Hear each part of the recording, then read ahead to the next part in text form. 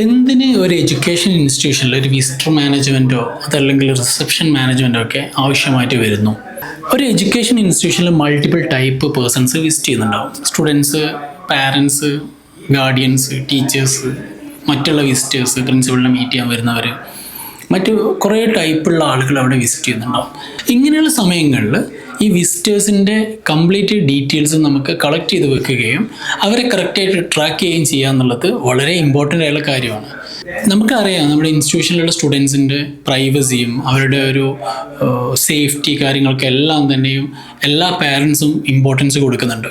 ഇങ്ങനെ സിസ്റ്റം നമ്മുടെ ഇൻസ്റ്റിറ്റ്യൂഷനിൽ ഉണ്ടെങ്കിൽ ഗേറ്റിൽ വരുന്ന ഒരു വിസിറ്ററെ നമുക്ക് കറക്റ്റായിട്ട് രജിസ്റ്റർ ചെയ്ത് അവരെ കറക്റ്റായിട്ട് ഡയറക്റ്റ് ചെയ്ത് കൊടുക്കാൻ വേണ്ടിയിട്ടും, അങ്ങനെ ചെയ്യുന്ന സമയത്ത് അവിടെ ഒരു പ്രൊഫഷണലിസം കീപ്പ് ചെയ്യാനും അത് കറക്റ്റ് ട്രാക്കിലൂടെ തന്നെ വിസിറ്റേഴ്സിന് കറക്റ്റായിട്ട് തന്നെ അതായത് പേഴ്സൺസിനെ മീറ്റ് ചെയ്യാനൊക്കെയും ഹെൽപ്ഫുൾ ആയിരിക്കും.